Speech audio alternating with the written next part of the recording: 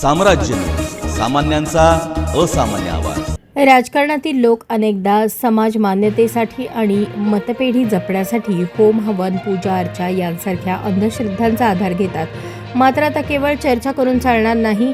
जिथे जिथे अंधश्रद्धा पसरवणारे वर्तन दिसेल तिथे सर्वसामान्य जनतेने तक्रारी दाखल करून गुन्हे नोंदवले पाहिजेत, असे परखड प्रतिपादन सुप्रसिद्ध कायदेतज्ञ आणि संविधान विश्लेषक ॲडव्होकेट असीम सरोदे यांनी केले। महाराष्ट्र अंधश्रद्धा निर्मूलन समिती धाराशिव जिल्हा शाखेच्या वतीने शुक्रवार 3 एप्रिल सायंकाळी छत्रपती शिवाजी महाराज नाट्यगृह येथे कायदा व राजकारणातील भोंदूगिरी या विषयावर विशेष व्याख्यानाचे आयोजन करण्यात आले होते। यावेळी ते बोलत होते।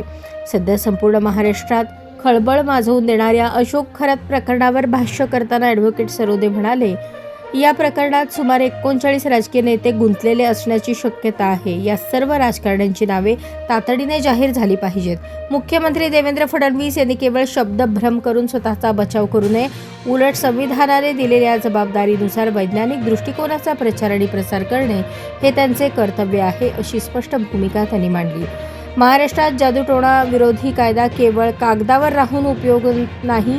प्रत्येक पोलीस ठाण्यात अंधश्रद्धा निर्मूलन कक्ष स्थापन करण्याचे आदेश असतानाही त्याची अंमलबजावणी होताना दिसत नाही। या कायद्याचा प्रभावी अंमलबजावणीसाठी ठोस नियम आणि पोलिसांना योग्य मार्गदर्शक सूचना मिळणे काळाची गरज असल्याचेही त्यांनी आवर्जून नमूद केले।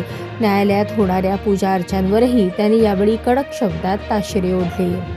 या कार्यक्रमाला धाराशिवचे आमदार कैलास पाटील, नानासाहेब पाटील, एम.डी. देशमुख, ज्येष्ठ पत्रकार रवींद्र केसकर, संतोष करवर, लोमटेसर, सामाजिक कार्यकर्ते रवी डोईफोडे यांच्यासह धाराशिव शहरातील नागरिक, युवक मोठ्या संख्येने उपस्थित होते।